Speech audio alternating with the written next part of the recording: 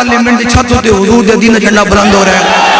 پھر آئے گا ایک وقت کہ پاکستان انشاءاللہ لال قلعے تے جھنڈا بھی لگے گا حضور دے دین.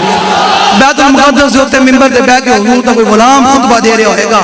برما دی بچیاں بھی سکون نال جی رہی ہوں گیا. شام پھر دوبارہ آباد ہوگا. وہ تب بھی آباد ہوگا جب آپ لوگ حضور کے نظام کے لیے دن رات محنت کریں گے. ہاں دن رات آپ لوگوں نے حضور کے نظام کے لیے محنت کرنی ہے. اب پاکستان کا الیکشن دو چیزوں پر لڑا جائے گا, یا حضور کا نظام یا کفر کا نظام. تیسری راہ منافقت دی ہے, بہوں ڈاڈی ہے.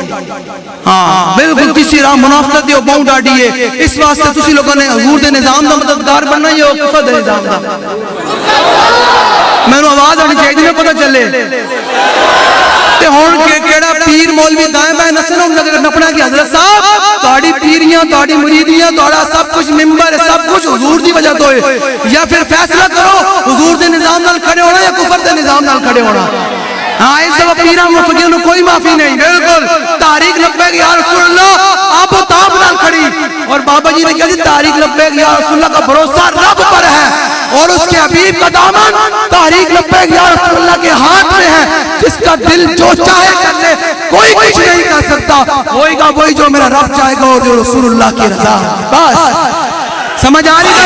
لبیک لبیک یا رسول اللہ, لبیک لبیک لبیک یا رسول اللہ. پیر صاحب الدین نون لکھنے نظر آوے تھے, پیر صاحب ساڑھے بارے پک پک کرن. پیر صاحب الدین عمران خان بھی نظر آوے کہ ساڑھے بارے پک پک کردن. ہم تو وہ ہیں کہ مر ہی جاؤں جو اس در سے جاؤں, دو قدم کیا بچے بیمار غم.